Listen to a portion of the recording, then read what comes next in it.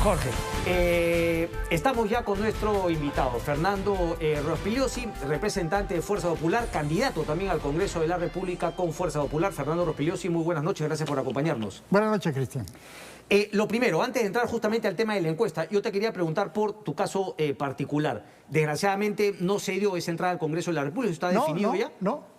Parece que no sé, no hay cifras oficiales todavía, pero parece que no. Ok, Fernando Rospigliosi va a continuar a decir, más allá de la aspiración al Congreso de la República, ¿tiene un compromiso de mediano, largo plazo con Fuerza Popular, por lo menos hasta acabar esta segunda vuelta? Por supuesto, naturalmente. Yo soy parte del plan de gobierno de Fuerza Popular, yo he hecho la parte de seguridad y claro que sí, sigo con Fuerza Popular. 42% de Pedro Castillo contra un 31% de la candidata de ustedes, Keiko Fujimori, de Fuerza Popular. ¿Qué te parece esta primera encuesta, Fernando? Bueno, es una encuesta hecha inmediatamente después de la primera vuelta. Usualmente no se hacen encuestas tan rápido acá en el Perú, pero en fin, ya veremos. Digamos, acá las cosas cambian muchísimo. La segunda vuelta es una nueva elección. Hay gente que, sobre todo candidatos y políticos, que creen en un mito, creen en el mito de que las encuestas arrastran los votos. Ese es un mito absurdo, es como decir la tierra es plana, no tiene sentido, no es así, está demostrado hasta la saciedad desde hace 60 años en el Perú y en todas partes del mundo que no es así. Si fuera así, George Forsyth sería presidente del Perú hoy día. Estaba adelante durante mucho tiempo, después estaba Lescano. Castillo no aparecía en ninguna encuesta. Las encuestas no arrastran votos. Por eso hay gente que dice, esas encuestas son manipuladas para engañar a la gente. No. Entonces, finalmente, las encuestas, ¿le parece a usted que reflejan finalmente la fotografía del momento? Las encuestas que están bien hechas, las encuestas de empresas serias, hay también otras que son manipuladas, pero son absurdos, porque aquellos candidatos que compran una encuesta para que lo pongan primero están votando su plata, porque no sirve para nada. La encuesta no arrastra, la gente vota por quien quiere votar y punto. Ok, pero bueno, eso es un poco el reclamo también de, por ejemplo, el candidato Alberto Bengolea, siempre de alguna manera reclamando que si no existiesen encuestas él hubiese ganado o pasado a la segunda vuelta. No es así, pues, no es así. Pero se acaba de demostrar. Forsyth encabezó durante meses con una distancia enorme. Sí. Y al final ni siquiera pasó la valla. ¿Y las encuestas, cree usted, marcaron la tendencia a la caída a partir de inicios de este año de George Forsyth? No, lo que pasa es que la gente no estaba prestando atención. En el Perú la gente no presta mucha atención, pero ahora, en medio de la pandemia, cuando todos estamos preocupados por no contagiarnos, por no morirnos, por no perder el empleo o por conseguir un empleo, por favor, la gente no está prestando atención hasta el final. Por eso se han visto esos cambios tan bruscos y tan abruptos. Eso es lo que explica esos cambios radicales, digamos. Pero interesante, ¿no? Porque parte de un discurso de algunos candidatos siempre fue el lloriqueo respecto de las encuestas manipuladas, con mermelada, sin mermelada, y sin embargo algunas que se suponen que hablaban con la verdad absoluta son las que más lejos quedaron finalmente de lo que fueron las tendencias en la última semana. Claro, pero siempre ocurre esto en el Perú, ¿no es cierto? Aquel que no se ve favorecido por las encuestas o aquel que pierde la elección se queja de las encuestas. Ahora ha sido más acentuado porque, como digo, el fenómeno ha sido mucho más abrupto, ¿no? El de cambio de tendencias. Correcto. Ahora, Fernando, volviendo justamente a esta primera encuesta, ¿no? Que tú dices efectivamente es un plazo muy corto entre la primera vuelta y esta primera encuesta, pero era un poco lo que se esperaba, porque claro, uno hubiese creído que el antivoto de Keiko Fujimori, finalmente una diferencia de 9, no 11 puntos, pues no es tal. Pero teniendo en cuenta que es Pedro Castillo, quien también me imagino tiene un antivoto por el temor quizá del comunismo, ¿cómo analizas estos números? ¿Te parece que son digamos, factibles de ser volteados por la campaña de Fuerza Popular? Por supuesto que sí. ¿Cómo? Pero además hay una cosa muy sencilla. Tú estás hablando del antivoto. Sí. Castillo ha aparecido recién. O sea, su antivoto, o sea, la gente que puede rechazar su candidatura, es pequeño relativamente porque no se le conoce mucho. Espérate que se le conozca y la gente que no está de acuerdo con él va a ir creciendo. Eso es obvio. A Keiko Fujimori se le ha hecho una campaña feroz desde el año 2018 de parte de fiscales politizados y prevaricadores manejados y manipulados por Vizcarra y la coalición que lo respaldaba, y eso sin duda ha tenido un efecto. Entonces se refleja en lo que estamos viendo ahora, pero eso va a cambiar, estoy seguro que va a cambiar. ¿Cómo? ¿Cómo va a cambiar, Fernando? Muy sencillo, primero hay que conocer más a Castillo. Castillo y su jefe o el dueño del partido, que se llama Vladimir Cerrón, que es un hombre que ya está sentenciado con sentencia firme por corrupción, un ex gobernador de Junín sentenciado por corrupción, están vinculados claramente con grupos comunistas, con grupos no solamente comunistas, sino del Movadef. Es decir, el Movadef es Sendero Luminoso de Abimael Guzmán. En el año 1993, cuando Guzmán estaba ya preso, se rindió y dijo, ya no vamos a hacer terrorismo, ahora vamos a hacer lucha política legal. Y han intentado entrar al sistema político y ahora lo han conseguido con Pedro Castillo. O sea, estamos hablando de gente que quiere conseguir lo mismo que buscaba Sendero Luminoso por medios electorales, ya que por el terrorismo no lo pudieron conseguir. O sea, quieren establecer una dictadura socialista, estatista, quieren establecer un gobierno como el de Venezuela o el de Cuba. Pero entonces, como Venezuela han tenido, digamos, algún tipo de respaldo a movimientos vinculados al terrorismo como el Movadef, pero ¿no cree que Pedro Castillo y Vladimir Cerrón sean, digamos, de alguna manera proterroristas o finalmente filosenderistas? ¿No es así? Se lo pregunto. No son terroristas porque no ponen bombas, no asesinan, no matan. Ok. Pero no es por convicción, sino porque fueron derrotados. Porque las Fuerzas Armadas y la Policía Nacional en el año 1992 capturaron a Guzmán, a Víctor Polá y liquidaron al MRTA, y ya las Fuerzas Armadas estaban derrotando a Sendero antes en el campo.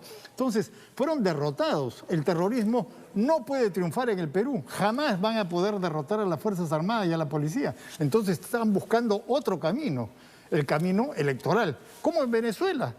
Chávez se presentó en Venezuela como un hombre tranquilo, moderado, que defendía a los pobres, y lo primero que dijo es vamos a cambiar la Constitución. Bueno, tenemos 1 millón de venezolanos en el Perú, en cualquier esquina podemos encontrar un venezolano y preguntarle por qué han huido de su país, que es uno de los países más ricos del continente, porque tiene una cantidad inmensa de petróleo. ¿Por qué han huido de su país y han venido con lo que tienen puesto al Perú? ¿Por qué? Porque están bajo una dictadura que los ha sometido al hambre, a la represión y al desastre, y han tenido que huir. Ok, pero eso sí sería finalmente, y para eso, digamos, solamente hay que leer el plan de gobierno de Perú Libre, para empezar un debate y una polémica respecto de las ideas de Perú Libre, pero por eso yo quería justamente separar el tema del terrorismo. Keiko Fujimori ha dicho, no vamos a caer en el juego de terruquear.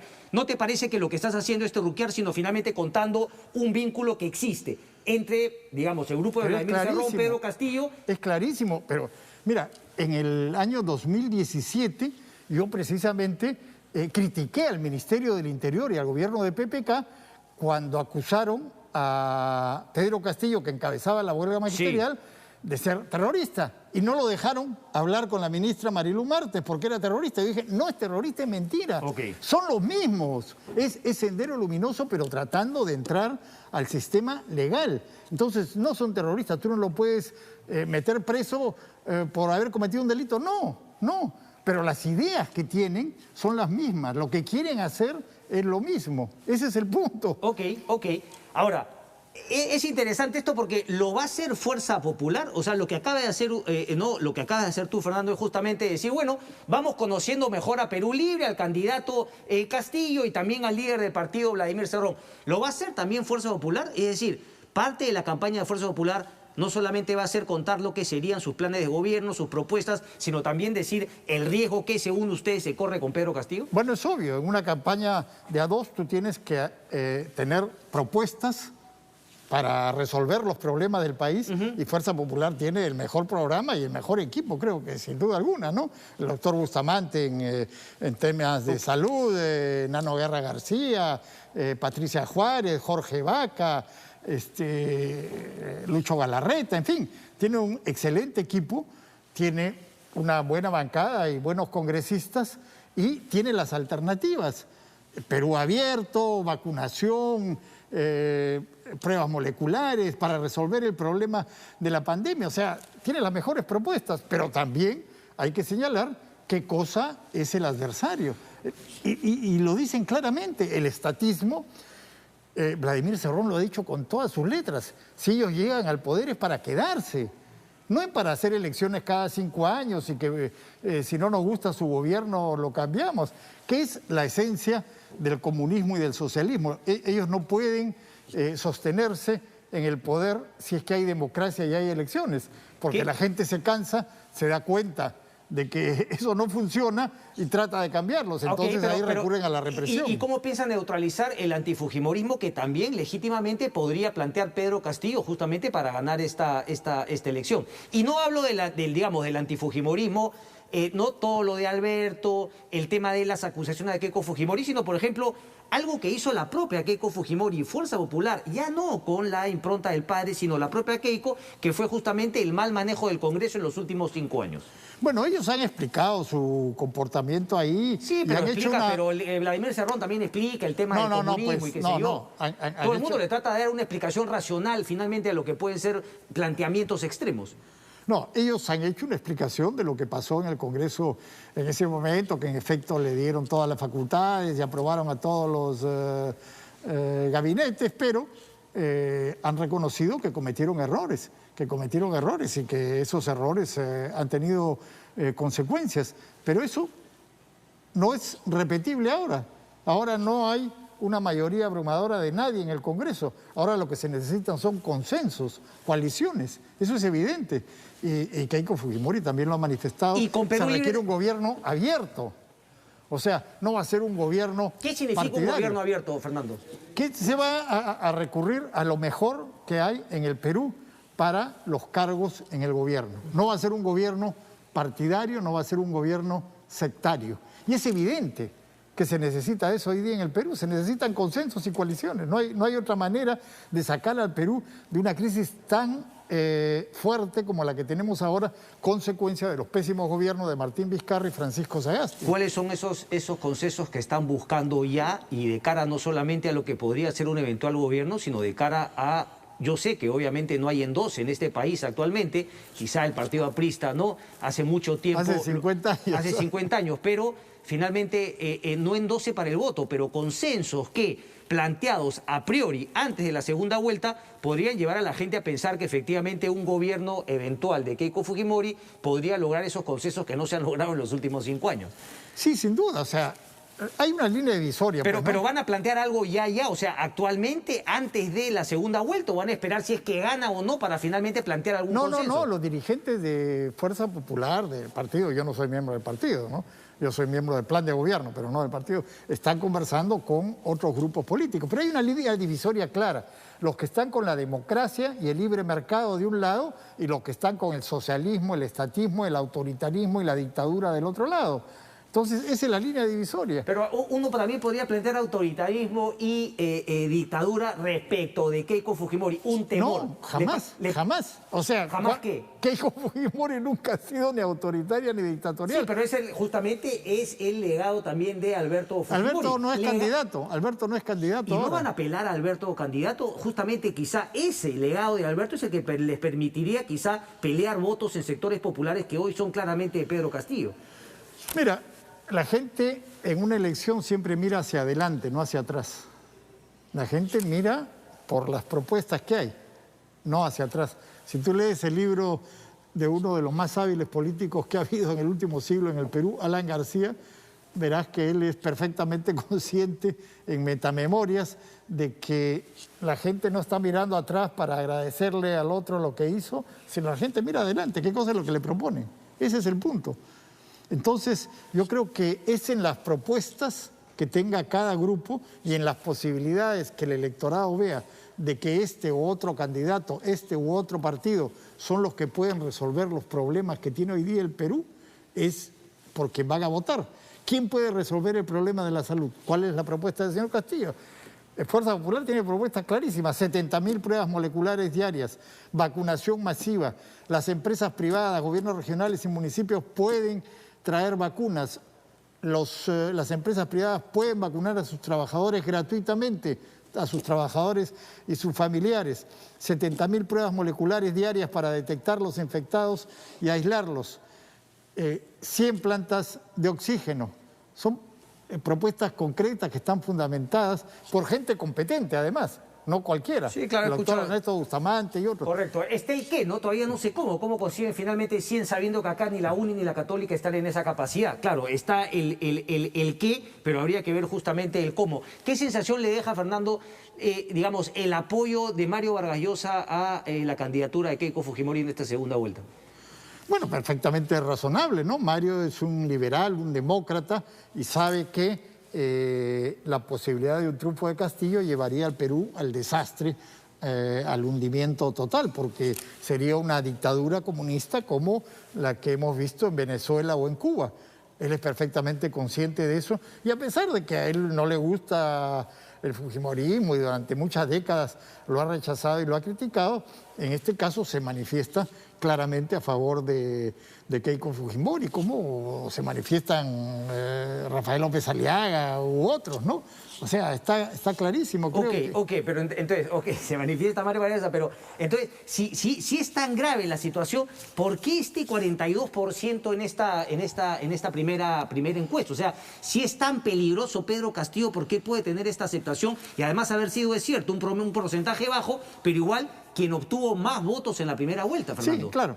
Mira, yo creo que hay varios elementos. Uno de ellos es el descrédito de la clase política, que ya venía desde antes, pero en los últimos años se ha visto agudizado por tres cosas, tres escándalos de corrupción. La Bajato, jueces y el llamado Vacuna Gate, que ha involucrado a presidente de la República, ministros, a la clase política en general. Este descrédito de la clase política es fatal. Y eso es lo que aprovecha gente como Castillo. Él es nuevo, ¿no es cierto? Entonces la gente dice, miren, los anteriores son esto. Y aquí tenemos uno nuevo que quizás pueda ser la solución. Sí, pero no es solamente nuevo, es todo lo que me acabas de plantear previamente, Fernando, pero parece que eso no cala todavía en la población como un temor. O sea, ¿qué podría estar generando que mucha gente diga, vamos con Pedro Castillo? ¿Qué vamos a perder? No me importa que vamos a perder, porque por lo menos yo no lo voy a perder porque no tengo nada. Mira, no, es que no es así. Pues. De los 4 primeros, 3 son nuevos. Castillo, López Aliaga y Hernando de Soto. Eso es por lo que te he dicho, creo yo, es mi opinión, es mi interpretación. Ahora, que no hay nada que perder, por favor, hay muchísimo que perder. No, bajo el concepto quizá de muchas personas que dicen, bueno, yo voto por Pedro Castillo porque me dicen que vamos a perder mucho, pero eso que me dicen que perder yo hasta ahora no lo he sentido, no lo he lamido, no lo he saboreado. Por favor, a partir de 2004, durante 15 años, la pobreza ha disminuido sensiblemente en el Perú, la clase media se ha engrosado, hay más empresas, hay más gente que tiene una vivienda, que tiene un automóvil, que tiene más comida. 15 años que ha habido un crecimiento. Es verdad que ha habido corrupción. Mucha gente dice, Lima, el centralismo limeño, mira la cantidad de dinero que han tenido en Cajamarca, 2.000 millones cada año. ¿Y a dónde está la plata? ¿Quién eran los gobernadores regionales? Gregorio Santos, 2 veces gobernador regional de Cajamarca, un izquierdista que está preso por corrupto. Jorge Acurio en el Cusco, Vladimir Cerrón en Junín. Es decir, un montón de izquierdistas que han tenido miles de millones de soles y que la han derrochado, mal utilizado o robado. Entonces, la mala gestión es una cosa, que lo que hemos tenido, el libre mercado, ha permitido que el Perú crezca como nunca antes y que muchísimas personas salgan de la pobreza a pesar de la mala gestión del gobierno central y de los gobiernos regionales y municipales. Si es como me lo plantea entonces, digamos, ¿es mantener el statu quo la propuesta de Keiko Fujimori, no, al menos respecto de la economía? No hablo del tema de salud y de pandemia. O sea, entonces, ¿qué es lo que propone justamente en términos de economía? Por ejemplo, abrir más. No combatir la informalidad, no agarrar a los informales a palos, sino desarrollar la formalidad, eliminar las trabas para que sean más los que se formalicen. Eso es muy importante en el Perú. La cantidad de trabas burocráticas que pone el gobierno central, los gobiernos regionales y los gobiernos municipales son una de las grandes trabas para que el Perú crezca y se desarrolle. Porque aquí hay miles, millones de micro, pequeñas empresas, medianas empresas, y muchos están en la informalidad porque el Estado le pone trabas. Y el Estado es el gobierno central, los gobiernos regionales y los gobiernos municipales. Y en corrupción, por ejemplo... un shock de inversiones. Un shock de inversiones. Un shock de inversiones que tiene que ser a cargo del Estado y de los privados a partir del 28 de julio. Un shock de inversiones para que haya empleo y para que hayan obras. Jorge Vaca lo ha planteado en muchos de sus artículos que publica en el diario Expreso. ¿A dónde se deben hacer las inversiones? ¿El tipo de inversiones? En el campo, en el agro. Pequeñas represas, canales de irrigación, etcétera, etcétera. Entonces, hay un plan para inmediatamente tratar de sacar adelante la economía. Es que yo le quería preguntar, porque revisando el plan de Perú Libre, uno encuentra que efectivamente podría uno identificar algunas imperfecciones. Decir imperfecciones es ser bastante condescendiente, ¿no? Respecto del modelo económico que tenemos. Hablo de mercantilismo, hablo de corrupción, hablo de oligopolios, cuando no monopolios. Y todo eso, claro, sin dar la solución real, sin dar una alternativa buena, por lo menos el diagnóstico de Perú Libre tiene un correlato con la realidad. Por eso mi pregunta era, ¿qué es lo que ofrecía Fuerza Popular respecto a esa lectura de la realidad que parece Perú Libre no se equivoca y recoge la indignación de muchos ciudadanos en el Perú? Bueno, es verdad, como Hugo Chávez recogía la indignación de muchos venezolanos con los gobiernos que habían tenido antes en Venezuela. Y entonces Hugo Chávez dijo, miren, hay un montón de problemas, vamos a cambiarlo. ¿Qué cosa fue lo primero que hizo? Cambiemos la Constitución.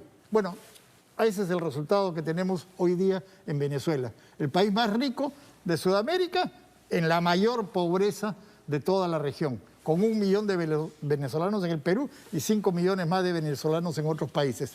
Claro, es muy fácil decir, miren, las cosas no están funcionando, sí, pero lo que ellos plantean es llevarlos a una situación 1000 veces peor, porque la solución no es más estatismo, no más empresas públicas. La otra vez he visto que le preguntaban a un candidato de este grupo de Castillo, a ver, dígame, una empresa estatal que funcione, que sea buena, que sea exitosa, que sea rentable. ¿Cuál empresa exitosa? No puede decirlo porque no existe.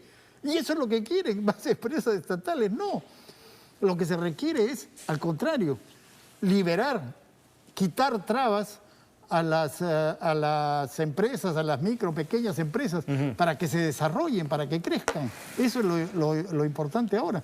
Pero además, como te digo, un shock de inversiones y ahí sí se requiere una participación importante del Estado. Entonces, para decirlo en pocas palabras, hay un programa y una propuesta económica, hay una propuesta en términos de salud, hay una propuesta en términos de seguridad.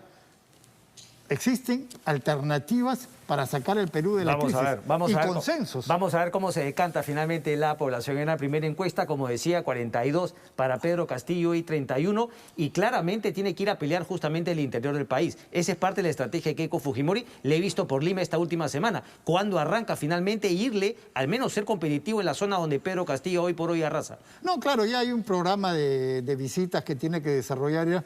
No te olvides que tiene restricciones judiciales. A eso voy. Entonces, cada vez que tiene que salir de Lima, tiene que pedir permiso al juez. Y, en fin, es una serie de trámites. Pero ya hay un programa de visitas a todo el país y eso va a empezar a funcionar ya. Correcto.